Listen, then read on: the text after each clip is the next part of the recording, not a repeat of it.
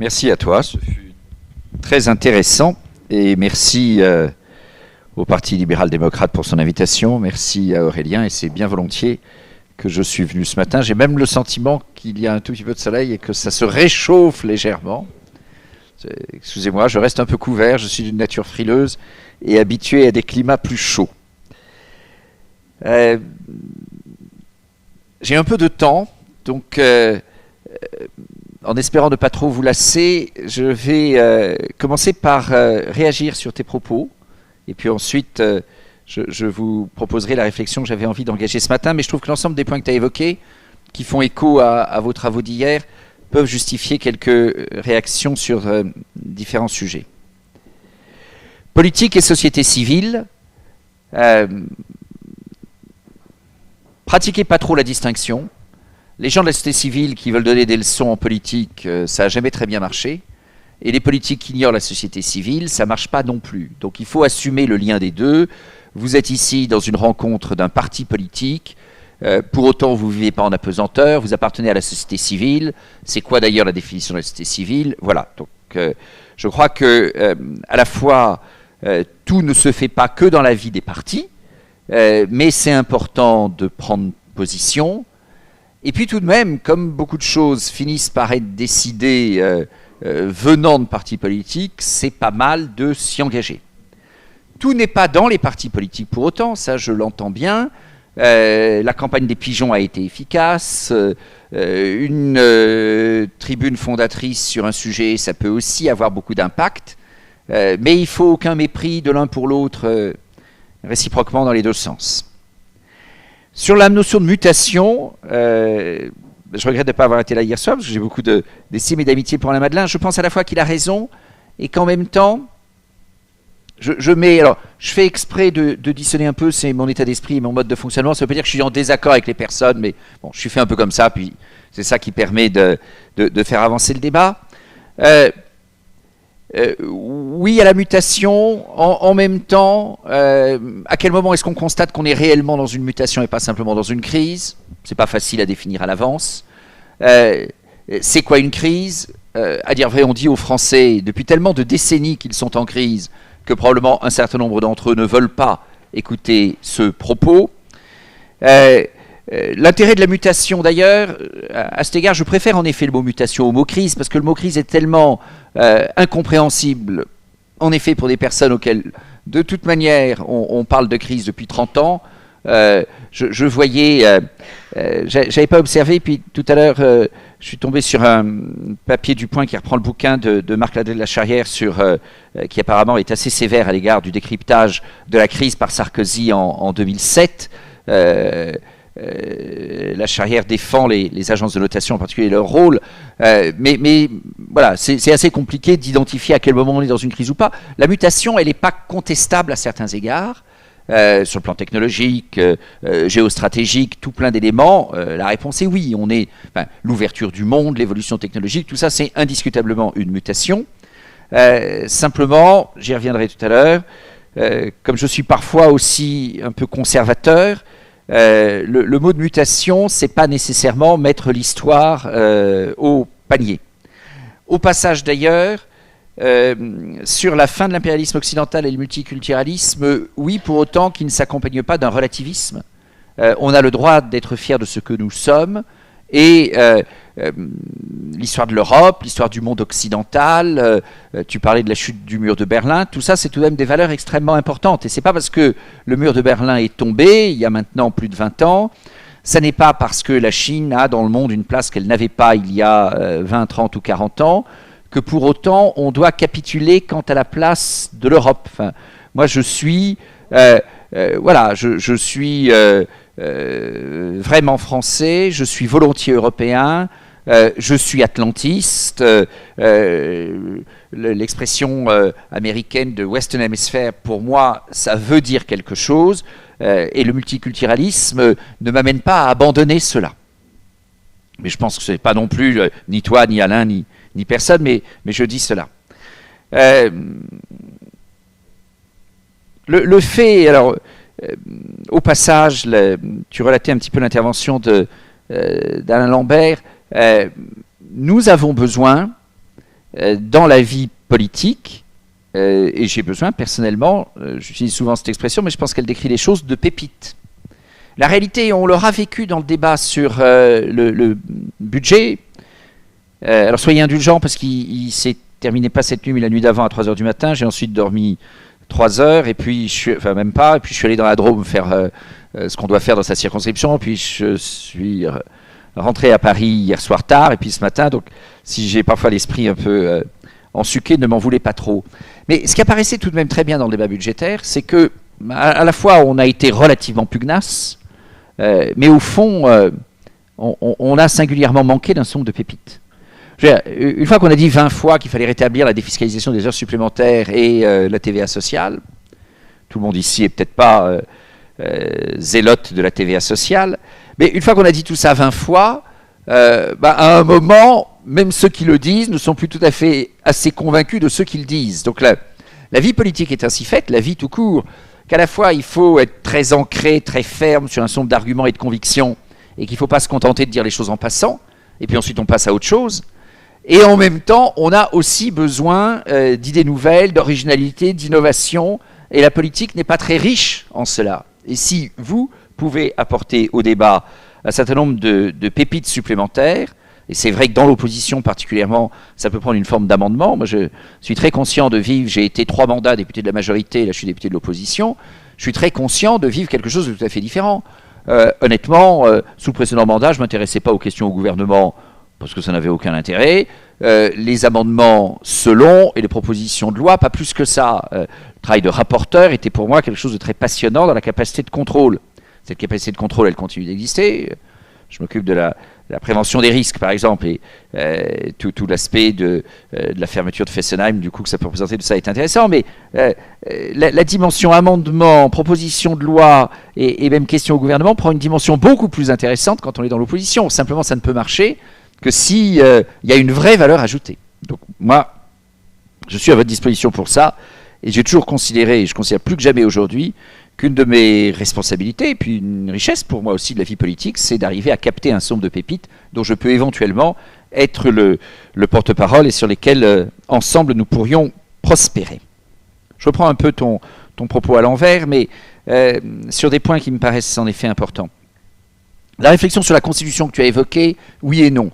Je vous conjure, dès lors que vous vous intéressez à la politique, de ne pas passer trop d'énergie sur les dimensions strictement institutionnelles. La politique est peuplée de juristes, les médias sont peuplés de juristes qui se passionnent pour ces questions, ce d'autant qu'en général, ils sont incapables d'aborder sérieusement les autres. Bon, c'est pas sans intérêt, mais il ne faut pas passer son temps à ça. Voilà, donc... alors, commission Jospin et machin chose, etc. Les journaux adorent ça. Je pense que nos concitoyens, pas autant. Et donc, un peu, pas trop. Ceci étant, tu as posé 2 points qui me paraissent importants. La sortie de l'euro. Moi, je ne suis pas pour la sortie de l'euro, mais étant bon connaisseur et passionné d'Angleterre, je suis tout de même très inquiet de voir une espèce de sortie de fait de Royaume-Uni par rapport à l'Union européenne qui est en train de se produire actuellement, et que la distinction qu'on opère aimablement entre la zone euro, la gouvernance de la zone euro, le budget de la zone euro et le reste de l'Union européenne, c'est tout de même un vrai sujet que l'on ne prend pas avec le niveau de tragique qu'il peut justifier. Parce que, pour revenir à la question sur le multiculturalisme, si j'ai envie que la civilisation à laquelle j'appartiens demain tienne debout et dise encore des choses dans le monde et au monde, j'ai tout de même pas intérêt à ce que l'Europe se coupe en 40 morceaux. J'ai intérêt à ce que l'Europe s'affirme, y compris avec des pays qui ne sont pas dans la zone euro aujourd'hui. Ça pose aussi la question de notre relation avec la Russie et des questions de cette nature. Et la restriction du champ d'affirmation autour de la seule zone euro ne me paraît pas du tout suffisant. Et ce sujet de la dérive entre zone euro et hors zone euro est un sujet extrêmement important sur lequel, il me semble, on ne travaille pas tout à fait suffisamment. Quant à la Constitution européenne idéale, ce soir, je discuterai avec des amis pour préparer un article de revue qu'on m'a demandé autour d'une idée que je défends depuis longtemps, qui n'est pas très originale, mais qui reviendra tout à l'heure dans notre échange, peut-être sur la place du principe de subsidiarité. principe de subsidiarité, doctrine sociale de l'Église, au fond, de transmettre à un échelon supérieur que ce qu'on ne sait pas résoudre soi-même, mais assumer alors qu'on transmet à l'échelon supérieur. Moi, je dis les choses de manière assez simple. Nos États ont été défaillants s'agissant de la gouvernance monétaire, budgétaire et même fiscale de la zone euro, et il est alors légitime d'imaginer une gouvernance européenne. Au passage, à ce moment-là, il ne faut pas mégoter.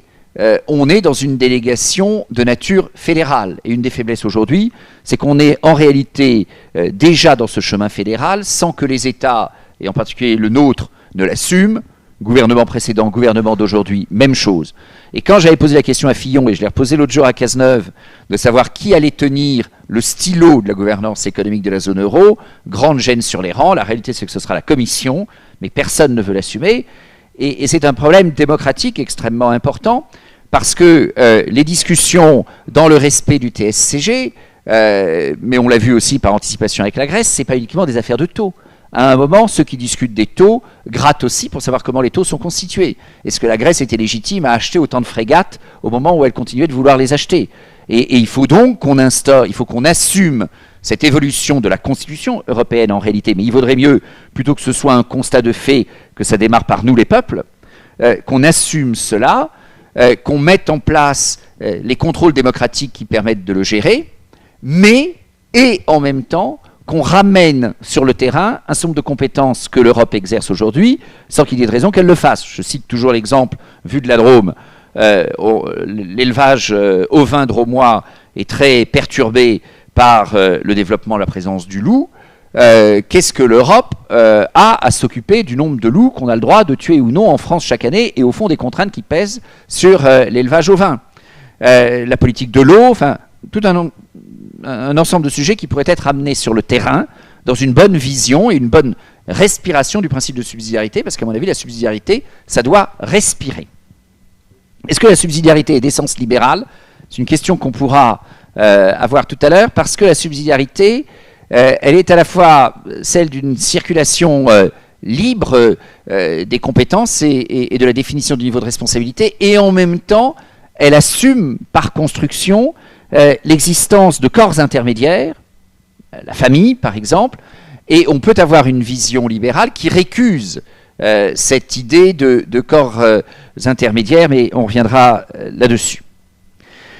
Ce que tu as dit sur l'auto-entrepreneur, c'est quelque chose de tout à fait fondamental, hélas, dans un contexte extrêmement difficile dans notre pays.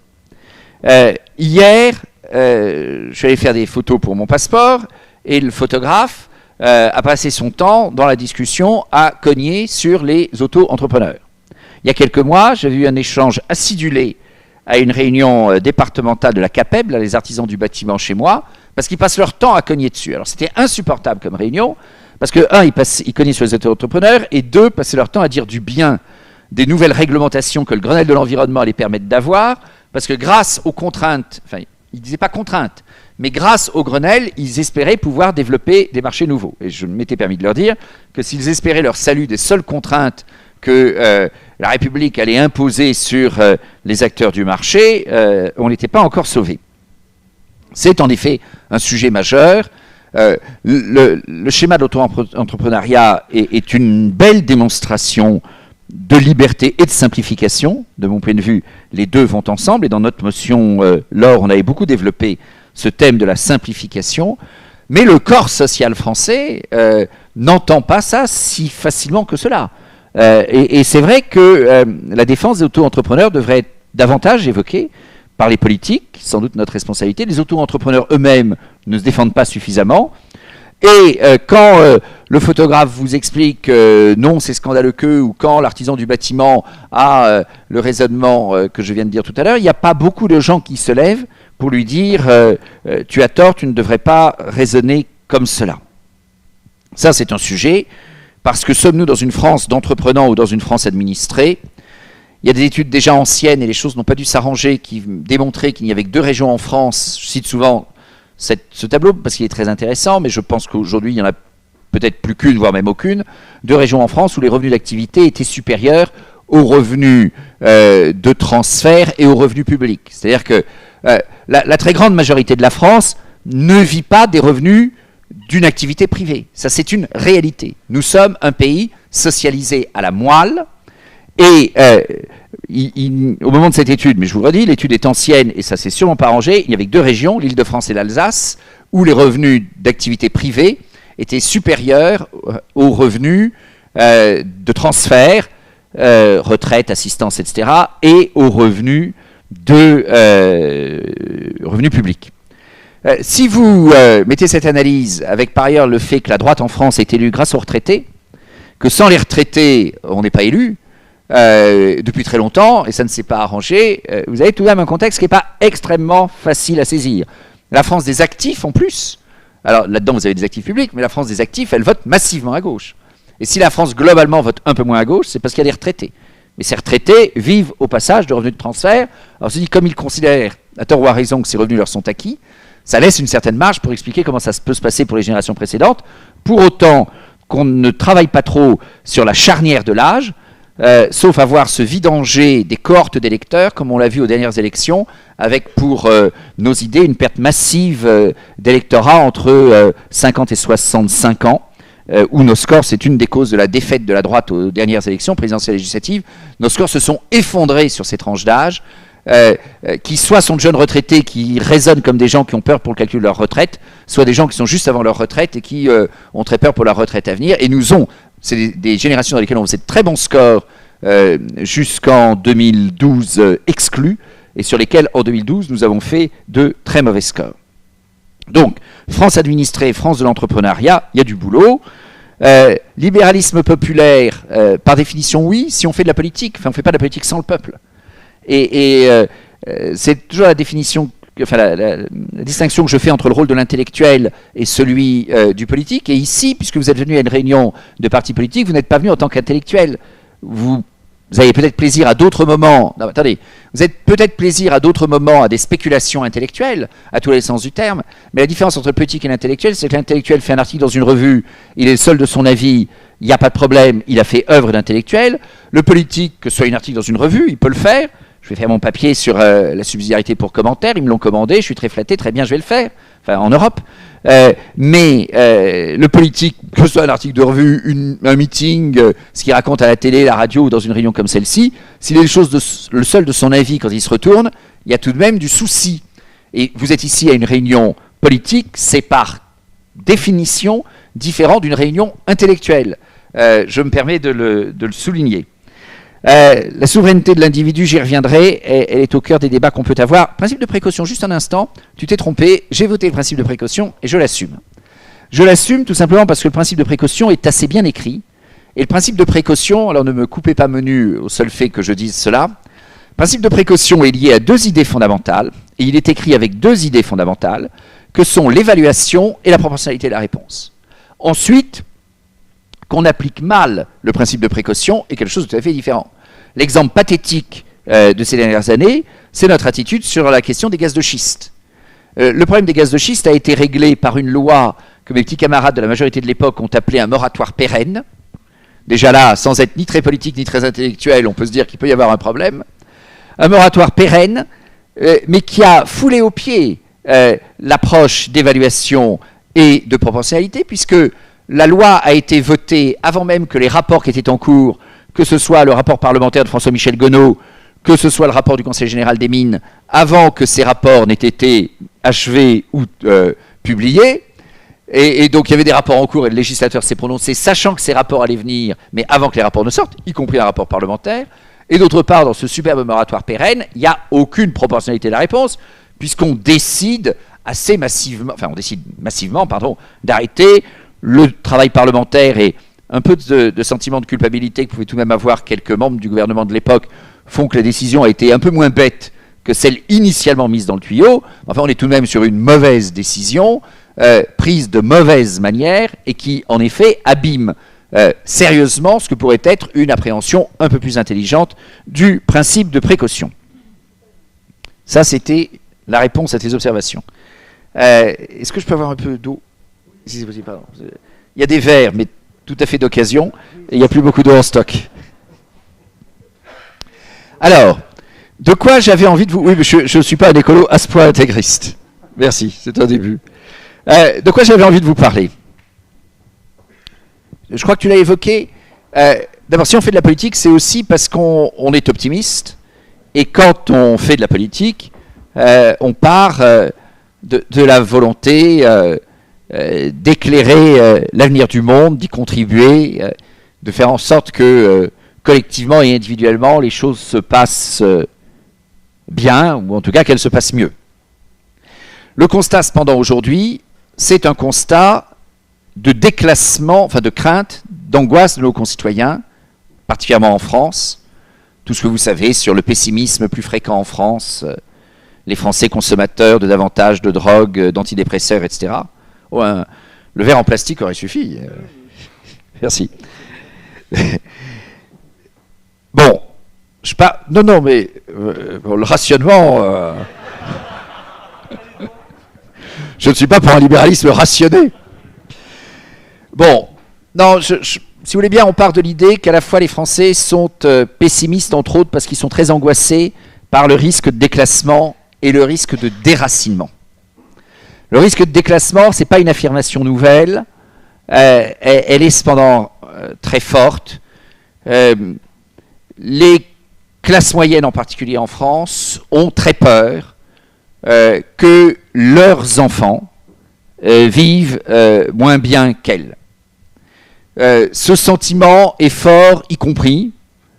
Alors, c'est très difficile de définir ce que sont les classes moyennes en France. Bon. Au passage, je fais tout de même cette petite parenthèse parce que même des classes qu'on pourrait considérer comme plutôt des classes populaires veulent, pour des raisons statutaires, être assimilées aux classes moyennes. En gros, quelqu'un qui gagne le SMIC en France, si vous lui demandez s'il appartient aux classes moyennes, il vous répond oui, il appartient aux classes moyennes. Et quand dans le débat parlementaire, on dit l'autre jour, quand la gauche nous faisait une démonstration que un couple dans lequel chacun gagne 2 fois le SMIC, pas 2 fois le SMIC, mais 2 fois 3 000 euros, ce sont des classes moyennes, il y a tel élu de l'Ardèche qui répond à ma collègue en la traitant de comtesse qu'il n'a pas la même vision qu'elle, que vu de l'Ardèche, il n'a pas les mêmes valeurs. Écoutez, 3 000 euros, et même dans un couple 2 fois 3 000 euros, j'ai du mal à considérer que ce sont des gens riches. C'est une définition raisonnable de classe moyenne, même si les classes moyennes peuvent démarrer bien avant. Mais petite précaution méthodologique, mais qui est importante dans tous ces débats. Les Français se considèrent, quelqu'un qui est au RSA ne se considère pas comme classe moyenne, mais dès que quelqu'un a un emploi un peu stabilisé, même au SMIC, il se considère classe moyenne. Ça complique beaucoup le sujet parce que ça amène alors à démarrer. Si vous démarrez les classes moyennes au SMIC, ça pose un problème pour savoir où ça s'arrête. Et vous êtes tenté de démarrer la richesse très tôt, là où François Hollande l'avait démarré il y a quelques années à 4 000 euros. Au demeurant, les socialistes ont tout à fait observé que 3 000 euros est justement le moment où les votes commencent à basculer. Dans l'analyse des élections de 2012, on a jusqu'à 3 000 euros, on a des gens qui votent très massivement à gauche, et à partir de 3 000 euros, les choses bougent un peu. Et donc quand mon collègue Ardéchois fixait une limite à 3 000 euros, je ne suis pas sûr que c'était une analyse sociologique pertinente, mais c'est une analyse partisane et politicienne assez bien justifiée et argumentée. Alors, les Français ont peur du déclassement, ils ont peur du déracinement. Déclassement, qu'est-ce que je vais devenir moi-même, que vont devenir mes enfants. Le déracinement, c'est un sentiment, alors que j'ai ressenti très fortement pendant la campagne électorale, les campagnes du printemps 2012. C'est quelque chose que Nicolas Sarkozy avait bien vu, même si ensuite il l'avait mal travaillé dans le lancement du débat sur l'identité nationale.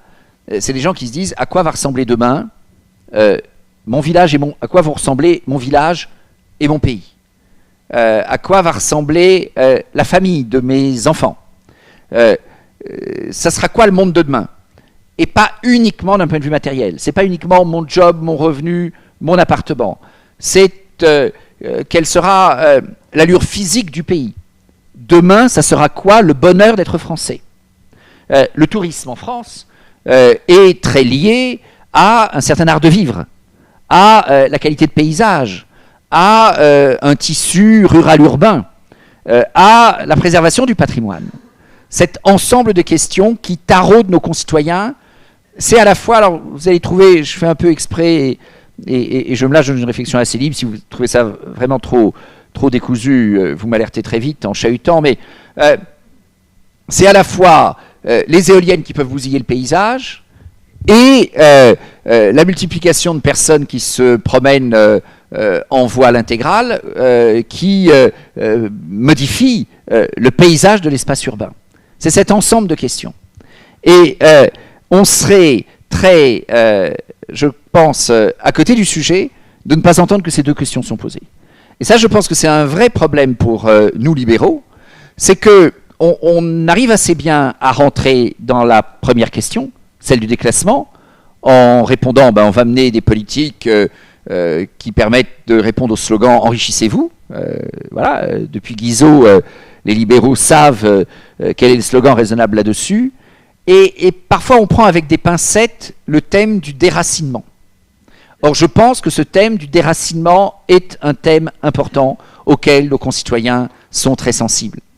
Alors, un certain nombre d'entre nous, mais les politiques là-dessus gardent tout à fait les pieds sur terre parce qu'ils ne sont pas trop dans ce monde-là, mais c'est vrai qu'il y a des gens qui vivent à cheval entre plusieurs pays, qui se déplacent d'un endroit à l'autre comme ils prendraient le métro ou le car le matin pour aller travailler, pour lesquels le monde est un village, tout ça ne pose pas de sujet, etc. Ouais, mais ce n'est pas le cas de la totalité de nos concitoyens.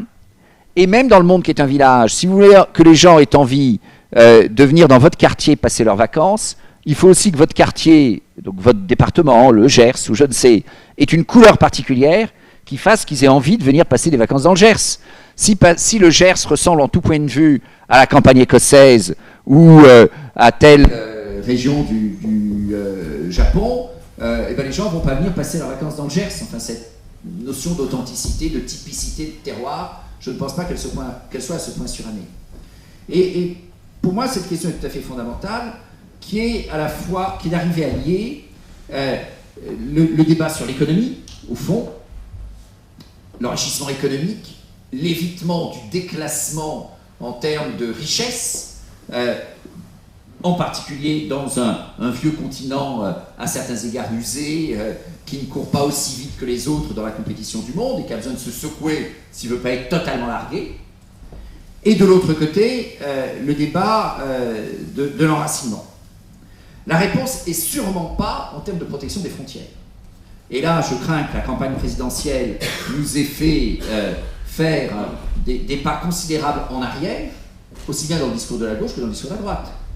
Le discours de Sarkozy sur la protection des frontières était un discours pénalisant pour l'avenir, mais je pense aussi pénalisant au moment de l'élection, parce que je pense que les gens qui l'ont entendu ne l'ont pas cru. En plus, son discours était un discours sur les frontières qui le libérait d'une trop grande exigence sur l'enjeu finances publiques, rigueur, désendettement, etc. Et ça faisait perdre une certaine crédibilité. Beaucoup d'analystes, qui je pense à juste titre, vous expliquent qu'il y a un électorat relativement ouvert au mouvement du monde et par ailleurs convaincu qu'il faut davantage de rigueur dans la gestion des finances publiques, qui n'a trouvé ni l'un ni vraiment l'autre dans l'offre du président sortant au moment de l'élection présidentielle. Cet électorat est extrêmement nombreux. C'est un électorat pour parti libéral, ça peut être aussi un électorat de centre-droit, mais qui, quand on lui dit qu'il faut fermer les frontières, et quand on paraît pas très solide sur l'enjeu rigueur, évolution des finances publiques, évolution de la monnaie, a le sentiment d'être mal représenté. Alors, parler à la fois de déclassement et de déracinement à une audience libérale, c'est assez difficile, et j'en ai fait l'expérience, ça devait être fin août, à Aix-en-Provence, quand je suis allé à l'université de l'ALEPS. Nos amis libéraux, économistes, qui sont très libéraux et très économistes, quand je leur explique, dans ma vision des choses, qu'il y a aussi une dimension sociétale de l'enracinement, qui est celle de la qualité de vie, qui est celle de la politique de migration, qui est celle aussi de la vision de la famille et de la société, me répondent « De quoi tu te mêles ?» D'abord, ils ont eu le sentiment que j'ai fait un magistral hors sujet, et puis me disent éventuellement « Mais attends, tu nous mets en garde contre le danger du mariage homosexuel et de l'homoparentalité en termes de solidité et de durabilité de la société, mais de quoi te mêles-tu ?» D'ailleurs, dans la société, il ne devrait pas, enfin, c'est en gros ce qui m'était répondu, il ne devrait d'ailleurs pas y avoir du tout de loi sur le mariage. La loi sur le mariage est attentatoire à la liberté des individus. Et alors, s'il y en a une, autant la rendre la plus large possible. parce que c'est assez bien vu d'ailleurs d'un point de vue révolutionnaire, ça a le mérite de la vidanger de son contenu, en partie. Donc quitte à ce qu'il y en ait une, autant la rendre la plus ouverte possible, mais à dire vrai, il ne devrait pas en exister, et la société ne devrait pas se mêler de cela. Alors il est clair qu'avec un garçon comme moi, qui explique que, à la fois, davantage de liberté dans l'économie est tout à fait indispensable à l'enrichissement et est une condition absolument nécessaire pour éviter le déclassement de notre pays et de ses citoyens, mais qui dit en même temps qu'il faut aussi répondre à une angoisse sociétale des individus de déracinement. Ce déracinement, ça peut être le sentiment de fragilité de la nation, mais ça peut être aussi le sentiment et la réalité de fragilité de la famille. Il y a des gens qui ont du mal à entendre cela, et je vous le dis, puis je vais peut-être m'arrêter assez rapidement pour qu'on ouvre la discussion là-dessus et que je me soumette à votre torture, mais pour moi les deux sont absolument liés. Tout à l'heure on avait un bout de discussion sur la fiscalité, et l'un d'entre vous, qui prendra sans doute la parole, me titillait sur le thème, mais au fond je ne comprends pas pourquoi l'impôt en France est conjugalisé et familialisé, dans d'autres pays il ne l'est pas. Alors je lui faisais une réponse technique d'abord, qui est l'éloge de l'opacité. C'est-à-dire comme en France je ne fais pas confiance à la loi d'airain de la fiscalité française pour être raisonnable en termes de progressivité et pas abusive, je suis content qu'il existe une conjugalisation et une familialisation qui est heureusement, et d'ailleurs les socialistes l'ont bien repéré, une atténuation de la progressivité de l'impôt. Ça, c'est pas une réponse en termes de valeur famille, c'est une réponse libérale opaque, ou opaque libérale. C'est comme je ne fais pas confiance à la capacité de mes concitoyens de bien décider, je suis heureux qu'existent dans le système des rugosités, des freins qui, de manière indirecte, permettent d'avoir un système fiscal suffisamment libéral et pas trop progressif, mais de manière indirecte. Si je proclame haut et fort que je ne suis pas favorable à une trop grande progressivité de l'impôt, je ne suis pas entendu. Si j'arrive à atténuer la progressivité de l'impôt grâce au quotient familial et au calcul conjugal de l'impôt, j'y arrive en étant audible et en parvenant à gagner. Comme de temps en temps en politique, c'est le résultat qui compte, je ne suis pas mécontent d'arriver à ce résultat. Mais en même temps, je défends aussi la conjugalité et la familialisation de l'impôt au nom d'une vision de la société qui n'est pas l'individu et le reste du monde, mais qui assume qu'il y a des corps intermédiaires qui font partie de l'enracinement et qui doivent être compatibles avec l'enrichissement. Et ces corps intermédiaires, ça peut entre autres s'appeler la famille, méritent d'être encouragés, et c'est tout le sens du quotient familial. Alors, je fais un focus là-dessus parce que je pense que ça peut être l'objet de vrais débats. C'est qu'on peut avoir une vision du libéralisme. Il y a l'individu qui doit être très libre au sein d'une société globale et qui, sans doute dans le monde d'aujourd'hui, est une société mondiale. Il y a une autre vision qui est même davantage la mienne, qui est d'assumer qu'il y a des corps intermédiaires et que ces corps intermédiaires peuvent parfois être des freins, mais que ce sont aussi des éléments d'ancrage dans la société. Je ne vais pas vous embêter davantage. Juste pour rappeler tout de même que ce que je dis au fond, c'est rien d'autre que de rappeler que le champ de la politique, ce n'est pas uniquement l'économie. Sinon, il n'y aurait pas de mots pour définir la politique. On serait purement et simplement dans l'économie et on trouverait des modes de décision dans l'économie avec cette idée que sans doute dans le monde d'aujourd'hui, le politique a de moins en moins de place à prendre. Le politique occupe probablement moins de place, mais en même temps, nos concitoyens attendent un certain nombre de choses des responsables politiques. Et ton élu local, Ouistreham, était tout de même un rappel, je pense, opportun à cela. La liberté, oui, mais la liberté, c'est pas le caprice. La liberté, elle va avec la responsabilité. Alors, on peut dire et considérer que la liberté qui n'est pas le caprice, mais qui est la responsabilité, au fond, à chacun d'entre nous d'en être juge.